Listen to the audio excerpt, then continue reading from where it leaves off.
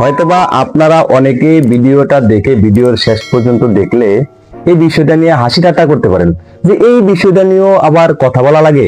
রবের সান্নিধ্যে গিয়েও যদি তুমি অন্য দান্দায় থাকো, সে সান্নিধ্য তোমার জীবনে কল্যাণ আনবে, এ আশা পিছনে রাখো। আসসালামু আলাইকুম। আশা করি মহান আল্লাহ তাআলার অশেষ রহমতে সবাই ভালো আছেন। আলহামদুলিল্লাহ, আমিও ভালো আছি। ভিডিওটা শুরু করার আগে সবার কাছে ছোট্ট একটা রিকোয়েস্ট, আপনি যদি এই চ্যানেলের নতুন দর্শক হয়ে থাকেন তাহলে চ্যানেলটা সাবস্ক্রাইব করে পাশে থাকা বেল আইকনটি প্রেস করে রাখুন। যদি আগে থেকে চ্যানেলটি সাবস্ক্রাইব করে থাকেন তাহলে থ্যাংক ইউ সো মাচ। যদি ভিডিওটি ফেসবুক পেজ থেকে দেখে থাকেন তাহলে পেজটি ফলো দিয়ে আমাদের সাথেই থাকুন।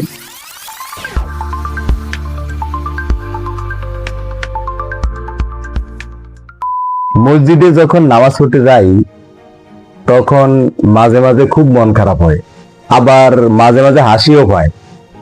সামনের কাতার থেকে যখন পিছনের দিকে তাকাই তখন দেখা যায় কিছু কিছু মানুষ, শুধু যে বাচ্চারা বিষয়টা এরকম না, বাচ্চা, ইয়াং, মুরব্বী, চুল ফাঁকা দাড়ি ফাঁকা মানুষ মনে হয় নামাজের কাতারে দাঁড়ায়া সূরার পরিবর্তে ফ্যানের সংখ্যা গুনে ঘড়িতে কয়টা বাজলো সেটা দেখা মনে হয় তার কাছে খুবই জরুরি। আবার সামনের কাতারে কে কি করলো সেটা না দেখলেই নয়। আপনারা যারা নিয়মিত আমার ভিডিও দেখেন, আপনারা যারা আমার শুভাকাঙ্ক্ষী আছেন, তারা হয়তোবা জানেন আমি সবসময় সমাজের, দেশের নিখুঁত নিখুঁত দুর্লভ দুর্লভ বিষয়গুলো নিয়ে কথা বলি। যেসব বিষয়গুলো নিয়ে কেউ কখনো কথা বলে না, যেমন আমাদের দেশের বিখ্যাত ব্যক্তিবর্গ, আমাদের দেশের গণ্যমান্য ব্যক্তিবর্গ, আমাদের দেশের ইসলামিক স্কলাররা যে সমস্ত বিষয়গুলোকে ছোটখাটো বিষয় ভাবে, আমি সবসময় এই সমস্ত বিষয়গুলি আপনাদের সামনে তুলে ধরার চেষ্টা করি। সেরকমই একটা বিষয় হলো আজকের বিষয়টা। হয়তোবা আপনারা অনেকে ভিডিওটা দেখে ভিডিওর শেষ পর্যন্ত দেখলে এই বিষয়টা নিয়ে হাসি ঠাট্টা করতে পারেন যে এই বিষয়টা নিয়েও আবার কথা বলা লাগে।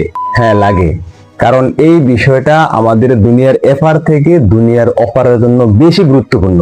তাই সব সময় এই বিষয়গুলোর প্রতি আমাদের লক্ষ্য রেখে, এই বিষয়গুলোর প্রতি আমাদের গুরুত্ব দেওয়া, আমাদের সামনে পথ চলাটা একান্ত জরুরি। একজন মানুষ হিসেবে, একজন মুসলমান হিসেবে তার দিকে তাকাইলে মনে হয় সে ভুলেই গেছে সে যে নামাজে দাঁড়াইছে, মনে হয় সে ভুলেই গেছে সে মসজিদে আছে, মনে হয় সে ভুলেই গেছে সে যে স্বয়ং আল্লাহ তাআলার সামনে দাঁড়াইছে। কেন ভাই? যখন নিজের কাজ করেন বা কোম্পানির কাজ করেন তখন কেউ ডাকলেও তো সেদিকে তাকানোর কোনো সুযোগ পান না। একেবারে এমন মনোযোগ সহকারে কাজ করেন মনে হয় কেউ একটা সিমুর দিলেও নিজের খোঁজ খবর নাই, আমরা কইতে পারি না, আলাপ পাই না। কিন্তু যখন মহান রবের হুকুম পালন করতে মসজিদে যান নিজের প্রয়োজনে, কার প্রয়োজনে? নিজের প্রয়োজনে, তখন কেন নামাজে আপনারা এত উদাসীন থাকেন?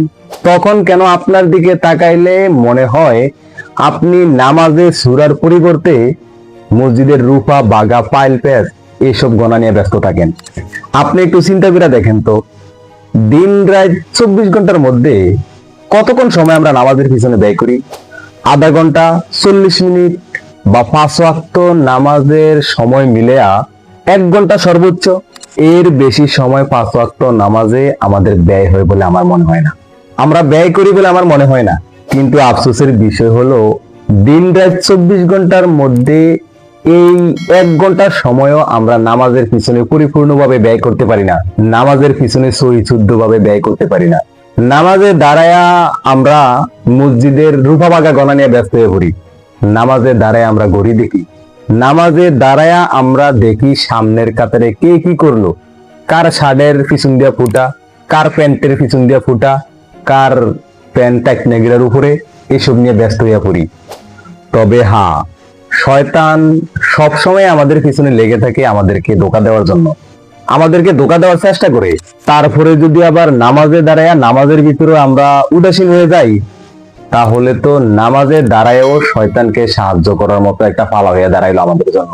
কারণ আমরা সবাই কম বেশ জানি, বিশেষ করে যেদিকে আজান হয় সেখান থেকে অন্তত নির্দিষ্ট একটা গণ্ডির ভিতরে শয়তান প্রবেশ করতে পারে না, আর সেই জায়গায় গিয়েও আমরা নামাজে উদাসীন হয়ে যাই।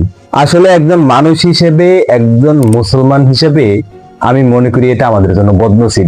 এর চেয়ে বদনসিব আর আমাদের জন্য কিছু হইতে পারে না। সো সবসময় মাথায় রাখবেন, যেহেতু আল্লাহ তাআলা আপনাকে আমাকে আমাদের দুনিয়ার সকল কাজকর্ম থেকে ফারাক করে মসজিদে যাওয়ার তৌফিক দান করছে। সেহেতু মসজিদের এই সময়টাকে গুরুত্ব দিয়ে মসজিদের এই সময়টাকে কাজে লাগায়া ফায়দা হাসিল করা আমি মনে করি আপনার আমার একান্ত ব্যক্তিগত দায়িত্ব। ভিডিও টপিকের বাইরে ছোট্ট একটা কথা বলি, প্রথমে আমার জন্য বলি, দ্বিতীয়ত আপনাদের সবার উদ্দেশ্যে বলি। আল্লাহ তাআলা সবসময় মানুষের ইচ্ছা শক্তির উপরে ডিপেন্ড করে সফলতা বা ব্যর্থতা দান করে। তাই ভিডিওর শেষ মুহূর্তে এসে বলবো, নামাজে দাঁড়াইছেন মানে স্বয়ং আল্লাহ তাআলার সামনে দাঁড়াইছেন।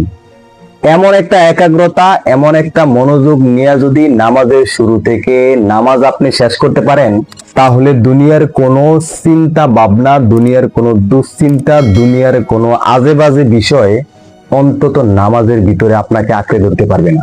এমন ভাবে যদি আপনি আমি নামাজ পড়তে পারি, তবে সেই নামাজের মাধ্যমে আমরা ইহকালের শান্তি এবং পরকালের মুক্তি কামনা করতে পারি। এর বাইরে মসজিদের রূপা বাগা গইন্না গড়ির টাইম চাইয়া সামনের কাতারে কে কি করলো সেগুলোও কইরা আবার নামাজও পড়িয়া সেই নামাজ দিয়া ইহকালের শান্তি আর পরকালের মুক্তি কামনা করা আমি মনে করি সম্পূর্ণ অযৌক্তিক।